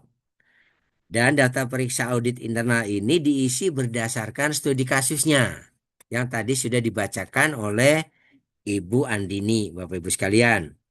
Nah, dari cerita ini yang di atas, semuanya sudah membuka ininya, Bapak Ibu? Sudah dibuka? Sudah ya? Yuk Sudah, kita Pak. sama-sama isi. Ini tanggal auditnya tanggal berapa, Bu? Kalau dari hasil, kalau dari tadi cerita studi kasus. 10 Maret. 10 Maret ya. Iya, Pak. Kemudian yang jadi auditor siapa, Bapak Ibu? Dari studi kasus tadi, Pak Chandra, Chandra. Chandra. Pak Chandra. Yang jadi auditinya siapa, Bu? Pak Rahmat, Rahmat. Pak Rahmat. Lokasi auditnya di mana, Bapak Ibu? SPPG Siswa Sehat, Oke, boleh. SPPG siswa sehat. Mungkin lebih spesifik lagi, Pak. Bagian apa, Pak? Bagian apa yang diaudit? Penyediaan ya? Oke ya, Bu ya. Atau bagian apa nih? Gudang bahan atau penyediaan nih? Pada saat melakukan audit di bagian gudang bahan ya. Penerimaan barang. Mungkin gudang bahannya itu Pak, apa menjadi bagian dari tanggung jawabnya ini, bagian jangan bagian penyediaan itu ya. Nah, Bapak Ibu sekalian, kan di dalam checklist ini kan berisi tentang, jadi checklist ini Bu berisi tentang pertanyaan-pertanyaan terkait semua persyaratan di dalam SJPH. Terkait apa? Dari 5 kriteria ini. Dari mulai komitmen dan tanggung jawab, kemudian bahan. Jadi komitmen tanggung jawab pertanyaannya ini. Kemudian bahan ini rangkaian pertanyaannya ini. Kemudian proses produk halal ini rangkaian pertanyaannya ini. Sampai dengan produk tuh rangkaian pertanyaan ini dan pemantauan evaluasi rangkaian pertanyaannya ini. Nah, menurut Bapak Ibu, cerita di dalam studi kasus ini, kalau di dalam 5 kriteria JPH, studi kasus ini lebih pada mengarah ke kriteria mana, Bapak Ibu? Ada yang bisa bantu jawab? Terkait dengan kriteria yang mana, Bapak Ibu? Ayo, Bahan, Pak. bahan. Dengan siapa tadi? Umbara, Pak. Pak Umbara. Ya, jadi karena di dalam studi kasus ini lebih terkait dengan kriteria bahan. Maka ya kita akan mengisi checklist ini. Saya tidak meminta Bapak Ibu untuk mengisi terkait komitmen dan tanggung jawab ya, karena memang di sini kan tidak terkait dengan studi kasus yang di atas. Saya juga mungkin yang bagian proses produk halal juga tidak terkait, produk juga tidak terkait, dan pemantauan dan evaluasi juga tidak terkait. Jadi mari kita sama-sama belajar untuk mengisi checklist ini sesuai dengan studi kasus adalah di bagian bahan. Ya, Bapak Ibu. Kan di dalam studi kasus ini, di dalam checklist ini kan ada kriterianya, ada jawaban ya, ada jawaban tidak, dan ada jawaban, ada keterangan Bapak Ibu. Nah, ini Bapak Ibu nanti mengisi checklist ini pertama Bapak Ibu cantumkan apakah ini ya atau tidak. Kemudian baru diisi tentang keterangannya. Nah, kita mulai dari pertanyaan yang pertama Bapak Ibu. Dari studi kasus tadi ya, silakan Bapak Ibu sambil dibaca studi kasusnya. Apakah bahan yang digunakan adalah bahan halal dan tidak menggunakan bahan tidak halal atau yang mengandung najis? Kira-kira dari pertanyaan ini berdasarkan studi kasus, kita jawab apa Ibu Bapak? Ya Tidak. atau tidak? Tidak. Pak. Tidak, Pak. Tidak ya. Tidak. Nah, sekarang kita contreng di tidak sini. Kalau tidak, berarti keterangannya apa nih Bapak Ibu? Bukti bahwa dia itu tidak apa di sini tuh? Itu penemuan Dat tadi Pak. Iya, bumbu betul Ibu. sajikan. Ini ya, kita tulis ya Bapak Ibu.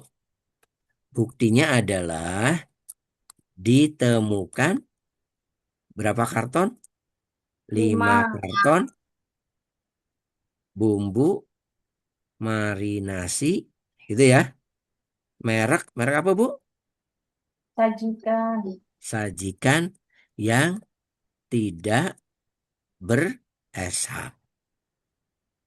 Saya nulisnya cepat ya, apa banyak yang disingkat-singkat, tapi nanti dalam laporan Ibu Bapak jangan disingkat ya. Misalnya saya tulis dengan lengkap tidak bersertifikat halal gitu ya Bu ya. Kemudian pertanyaan kedua nih, apakah bahan yang digunakan memenuhi aspek keamanan dan kesehatan sesuai dengan regulasi? Kira-kira apa jawabannya Bu? Mungkin bahannya baik, cuma belum halal gitu ya.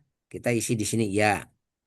Sekarang gini, ada pertanyaan lagi Bu. Apakah tersedia daftar bahan halal yang telah disetujui BPJPH? Ada nggak Bu dari studi kasus tadi? Tidak. Tidak?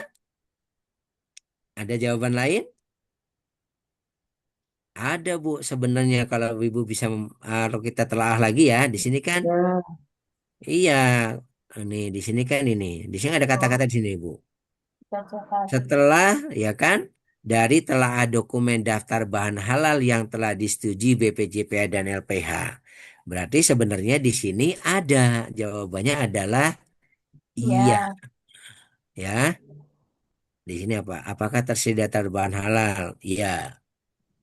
Tapi boleh Ibu di sini menuliskan ada tetapi ya kan belum belum lengkap gitu kan tentang penjelasan mengenai apa nih tadi di sini kan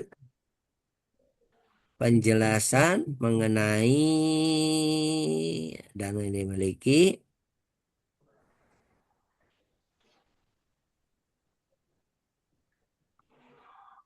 oh enggak ini pertanyaan hanya ini saja ya ini berarti sudah ada daftar bahan halalnya itu ya.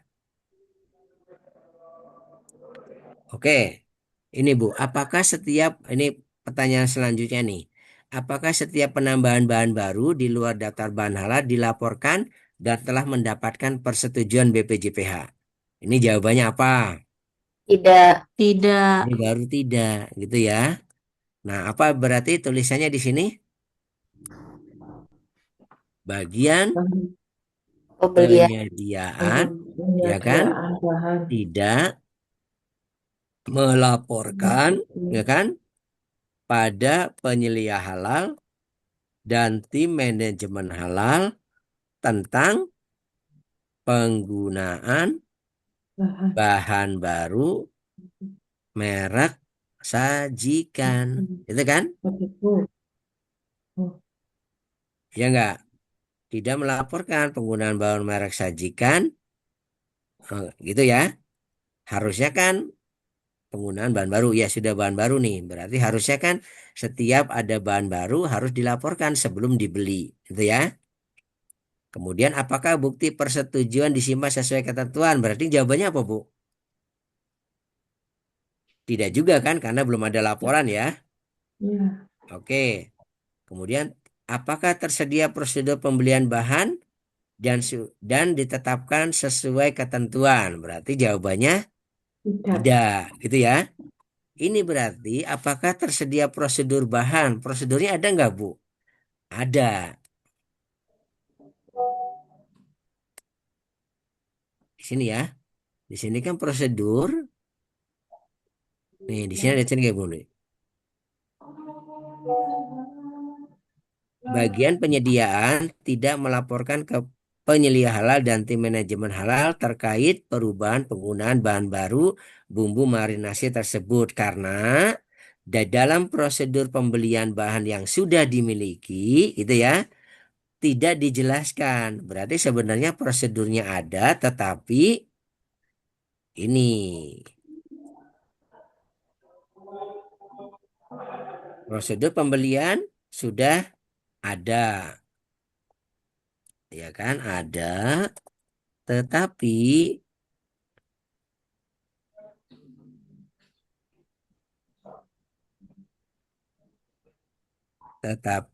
belum menjelaskan bahwa bagian pembelian harus melapor jika ada perubahan bahan yang tidak tercantum di dalam daftar bahan halal. Ya, jadi sebenarnya ini sebuah temuan juga gitu ya Bu ya. Apakah bukti catatan pembelian bahan dipelihara? Mungkin ini ada ya, sudah berjalan. Kemudian, apakah tersedia dokumen pendukung bahan? Mungkin ini tidak terkait dengan temuan sebenarnya ya. Kemudian, apakah dokumen pendukung bahan? Ini boleh diisi ya. Nah, Bapak Ibu sekalian, kita sudah belajar ya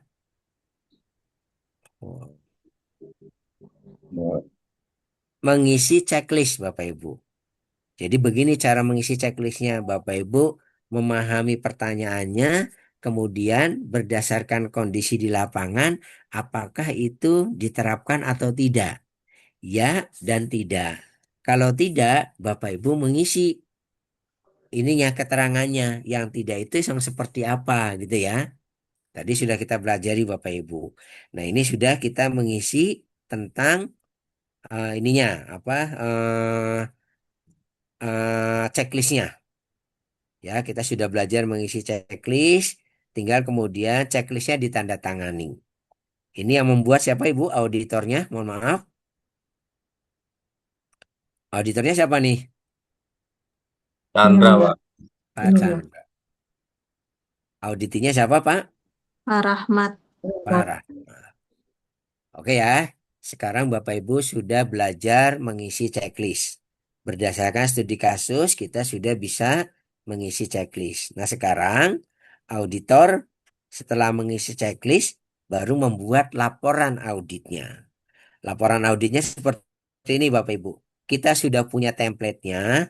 Bapak Ibu bisa menggunakan template ini, bisa Bapak Ibu gunakan di SPPG masing-masing ya. Silakan kalau belum punya template, Bapak Ibu bisa menggunakan template yang sudah kita miliki ini. Ya Bapak Ibu. Sekarang kita belajar mengisi laporan auditnya. Oke Bapak Ibu, sekarang kita isi dengan nomor dokumen dulu. Misalnya kita memberi nomor dokumennya 001 gitu ya. Internal audit, kode aja ya ini ya. Internal audit. Kemudian misalnya ini bulan 7 berarti kan bulan 7 2026.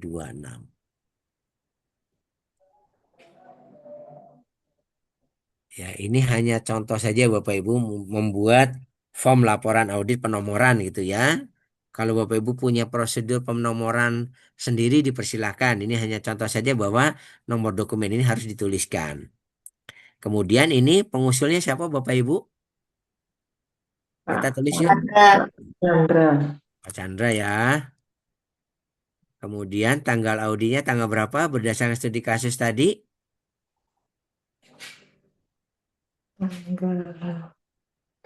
Yuk kita lihat studi kasusnya tanggal berapa itu?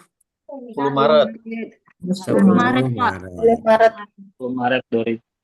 Nah, ditujukannya kepada siapa, Bu? Pak, auditinya siapa? Pak Rahmat. Jabatan Pak Rahmat tadi apa? Kepala apa tadi ya? Ya. Pak Rahmat kan sebagai auditi itu, Bu. Auditinya tadi apa ya? Jabatannya Pak Rahmat itu tadi Salah bagian penyediaan. Penyediaan, Pak. Bagian penyediaan. kepala penyediaan ya. Yuk kita tulis Bapak Ibu. Kepala penyediaan, boleh ditulis ya. Nah, Bapak Ibu, kira-kira temuannya apa nih, Bapak Ibu, dari cerita tadi? Temuannya itu di sini, Bapak Ibu. Pertama, temuannya ini. Bahan yang digunakan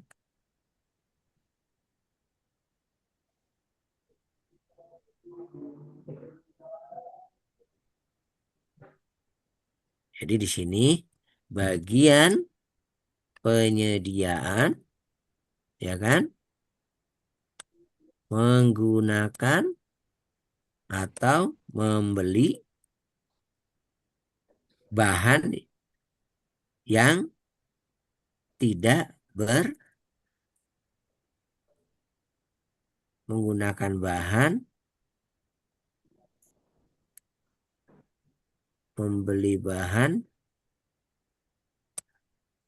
yang tidak halal. Oh, oke, oke, oke. Ini udah ada ya.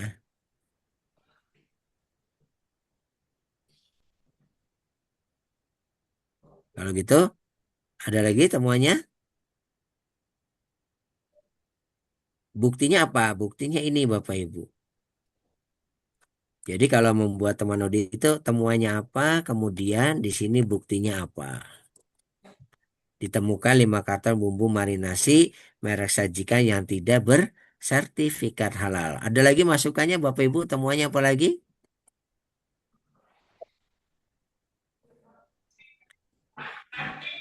Ayo apa lagi? Ayo silakan. Kalau tidak ada yang menjawab, saya tidak mau menjawabnya. Ayo kita sama-sama isi yuk.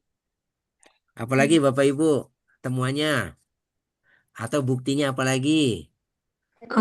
Yang ditemukan 5 karton bumbu Ya, sajikan.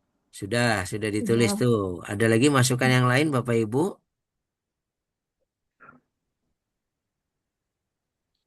Oke, ini kita cukup ini dulu ya. Nanti kita mungkin nanti tambahan ketika kita berdiskusi. Itu berdasarkan penelusuran itu ditemukan bahwa bukti halal yang tercantum itu tidak terdaftar di eh, apa namanya? eh, BPJPH. iya betul, iya. Oke, ya ini berarti memperkuat bahwa memang bahan tersebut tidak halal ya Bu ya. Boleh ditulis misalnya gini, tidak terlihat yang tidak halal, ya kan? eh Tidak halal dan sudah ditelusuri, gitu kan? Boleh Pak, mau kalau Bapak mau misalnya di bpjph.halal.go.id. Itu memperkuat ya Pak ya. Buktinya apa? Ya secara fisik ditemukan 5 karton bumbu marinasi merek sajikan yang tidak bersertifikat halal. Kemudian kita isi lokasinya di mana Bapak Ibu ini? Lokasinya di bagian penyedia. Nah, bicara referensi Bu. Kira-kira Bapak Ibu ini referensinya itu bahasanya gini. Ini nih melanggar di klausul yang mana? Melanggar di kriteria yang mana? Kriteria bahan. Nah, bisa diisi begini Bapak Ibu. Ya, kriteria. Oh, sorry, sorry, sorry. Kok ngetiknya ini ya? Kriteria bahan dalam sistem jaminan produk halal. Itu ya. Boleh Bapak Ibu gitu ya. Atau 5 B ya kalau bahan ya. Kalau 5 A apa? Komitmen dan tanggung jawab. 5 B bahan. 5 C apa tadi setelah bahan? Proses produk halal. Terus 5 D produk. 5 E pemantauan dan evaluasi. Jadi referensinya seperti itu Bapak Ibu. Nah ini Bapak Ibu sudah membuat yang namanya laporan audit. Nah kemudian kita masuk ke akar penyebab Bapak Ibu. Oh ini ditulis dulu nih auditinya Pak Rahmat. Auditornya Pak Chandra. Oke, kira-kira Bu, akar penyebabnya apa Bu? Kalau dari cerita Bu, akar penyebabnya apa ya? Tidak ada bahan merek sedap sehat. Oke, oke ya, berarti oke. Akar penyebabnya bahan merek sedap sehat mengalami, gitu ya Bu ya, kekosongan stok. Boleh sebagai penulis ya, kekosongan stok di supplier. Oke, ada lagi Bu? Akar penyebabnya boleh banyak ini. Kalau dari cerita sebenarnya banyak nih akar penyebabnya. Apalagi Bapak Ibu.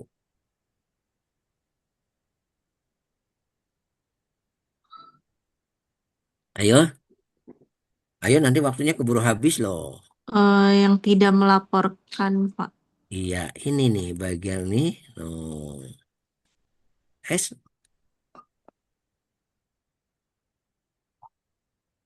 akan main juga Bapak Ibu. Bagian pembelian tidak melaporkan tentang penggunaan bahan baku merek sajikan yang belum ber-SH.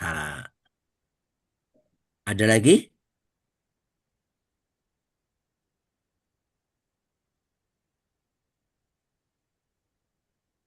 Ini Bu, prosedurnya, ya nggak Bu? Akan udah nih, prosedurnya.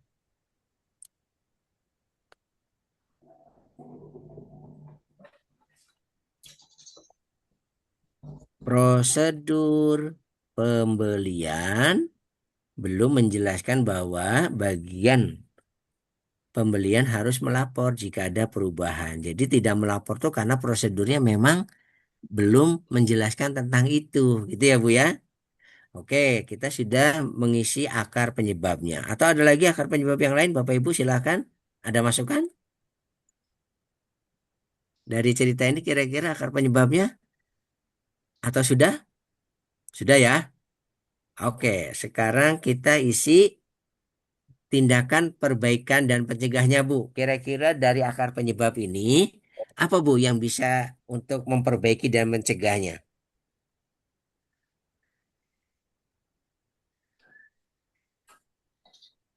Hmm, Ayo, apa? Melakukan audit internal dulu, Bapak. Sambil menjelaskan apa saja yang harus dilakukan agar hal ini tidak terjadi lagi.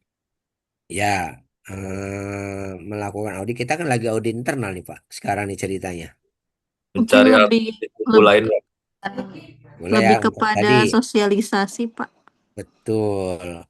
Mungkin pertama ini dulu ya. Apa tadi kan karena ada kekosongan kita menjawab ini yang satu dulu nih.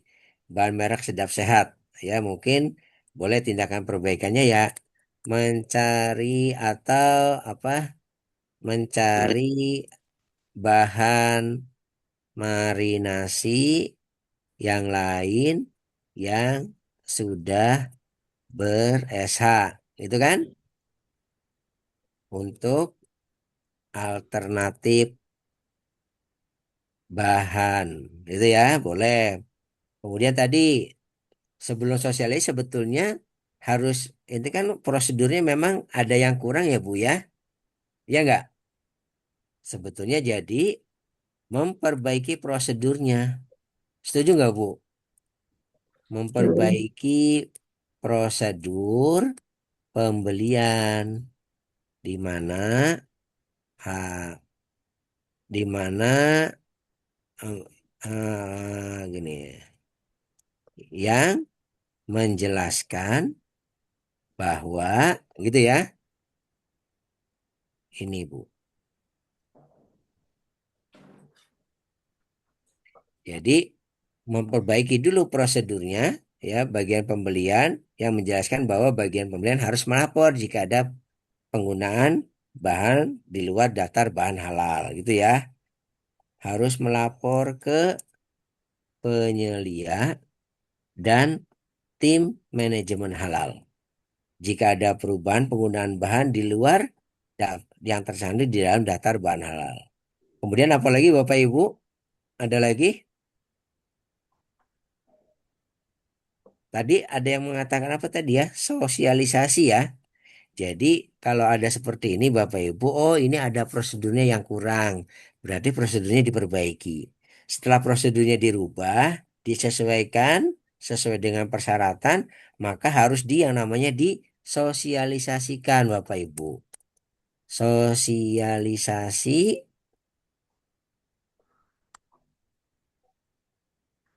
prosedur ya yang baru kepada siapa Bu? Prosedur ini harusnya disosialisasikan kepada siapa Bu? Bapak, ayo ada yang bisa dibantu?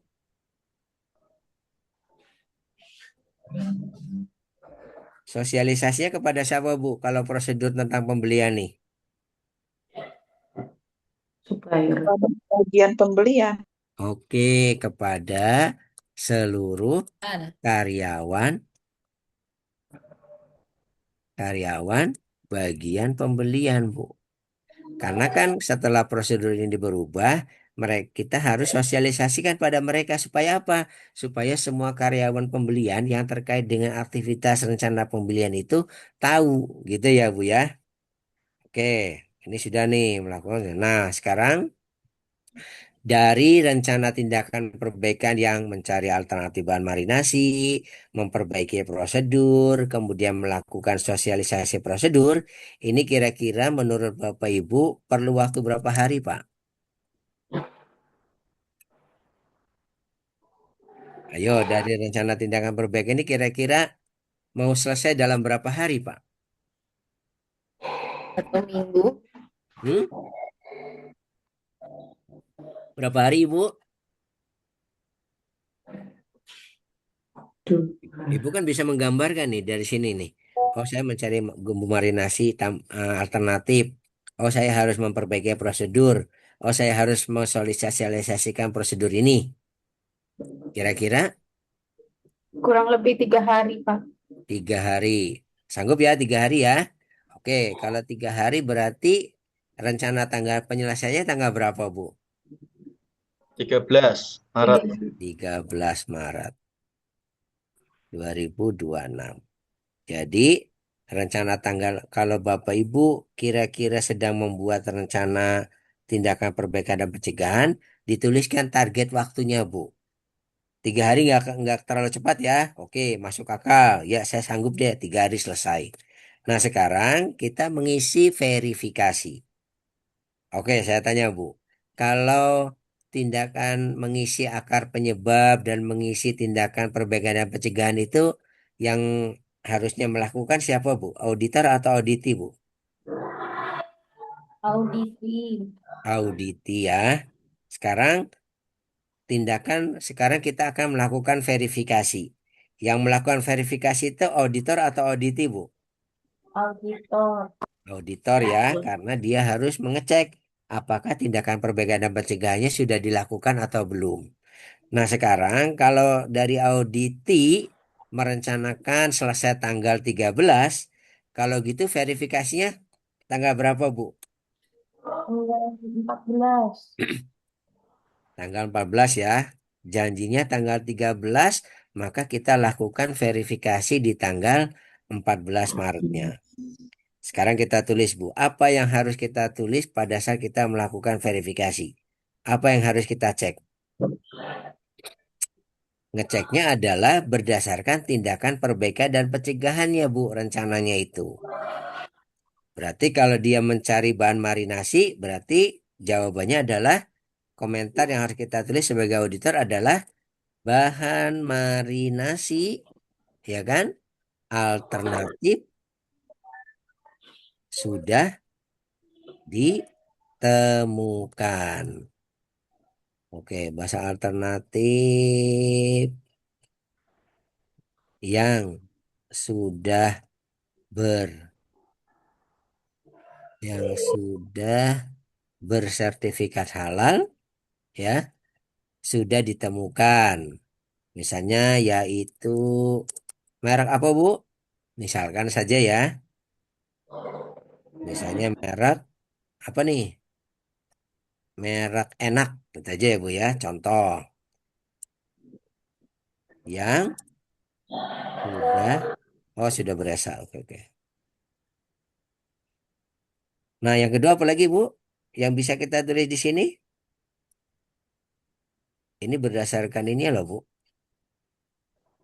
Berdasarkan ini kan ada nomor 1 ini, nomor 2 Prosedur ini. pembelian, Pak. Oke, nomor 3 ini. Oke, berarti sekarang merek enak. Nomor 2 apa, Pak? Yang bisa kita tulis di sini? Yang membuktikan bahwa dia sudah melakukan prosedur pembelian sudah revisi. Ya kan? Sudah diperbaiki lah ya. Diperbaiki. Nah, sekarang Bapak Ibu, kalau dia bilang sudah diperbaiki, kira-kira apa Bu yang harus Bapak Ibu tanyakan? Buktinya ya Bu ya. Dan tanggalnya. Oh, mungkin boleh berdiri sini. Sudah diperbaiki tanggal berapa? Misalnya tanggal 13, 13 janji ya. Tanggal 11 Maret. Ya kan Pak? Buktinya apa Pak? Kalau sudah diperbaiki prosedurnya, apa yang menjadi bukti Pak? Dokumen. Dokumen apa Bu? Dokumen prosedur pembelian. Dokumen prosedur pembelian yang baru ya Bu ya? Yang hasil revisi. Hasil mungkin dikasih nama langsung revisi 01 terlampir. Jadi dilampirkan Pak sebagai bukti. Oke. Yang ketiga, sosialisasi. Kira-kira apa yang harus Bapak Ibu tulis sebagai auditor nih? Ayo, ada yang bisa bantu jawab? Sudah dilakukan sosialisasi. Oke, sudah dilakukan sosialisasi pada karyawan bagian penyediaan. Pada tanggal berapa Bu? Misalnya tanggal 12-nya ya. 12 Ya, Maret 2026. Nah, sekarang bukti yang harus ditunjukkan apa, Bu? Kalau ada sosialisasi. foto. Foto. Dokumentasi, foto. Dokumentasi Foto Absensi. kegiatan, sosialisasi. Terus apa lagi, Bu? Apa materi. lagi? Daftar hadir. Daftar hadir. Kalau sosialisasi harus ada daftar hadir. Apa lagi, Bu? Materi. Boleh tadi ada mengatakan materi sosialisasinya ya. Materi sosialisasi terlampir. Nah, Bapak Ibu sekalian, jadi dari 3 rencana tindakan perbaikan dan pencegahan yang direncanakan, dijelaskan bahwa ini sudah dilakukan tanggal sekian, ini sudah dilakukan tanggal sekian, buktinya apa, ini sudah dilakukan. Oh ya, ini belum ada tanggalnya nih, bukti marinasi, bahan marinasi sudah ditemukan yaitu merek itu tanggal berapa di sini, misalnya tanggal 12 ya, boleh. Oke ya. Nah, Bapak Ibu sekalian, ini oke, sudah selesai.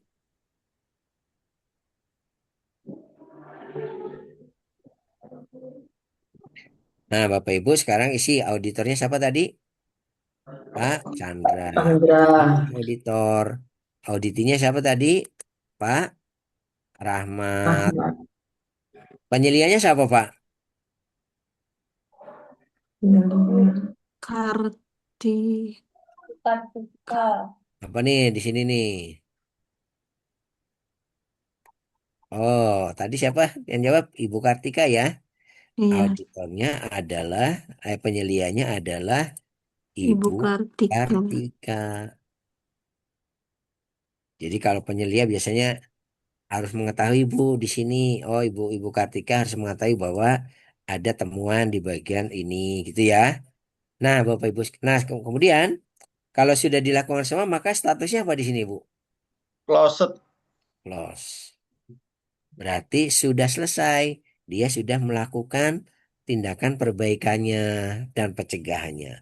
Nah, Bapak Ibu, ini berarti Bapak Ibu sudah belajar mengisi laporan audit sampai mengisi verifikasinya, akar penyebabnya, tindakan perbaikan pencegahannya, kemudian sampai melakukan verifikasi dan validasi.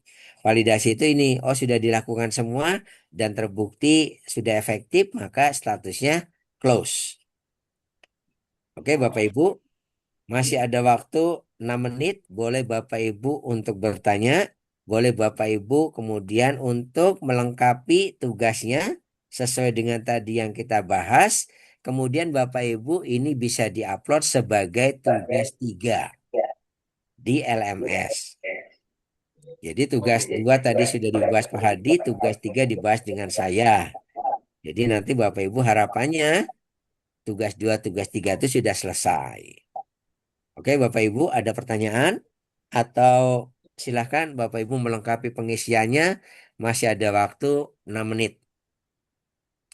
Sambil melengkapi, boleh jika ada pertanyaan Bapak Ibu dipersilahkan.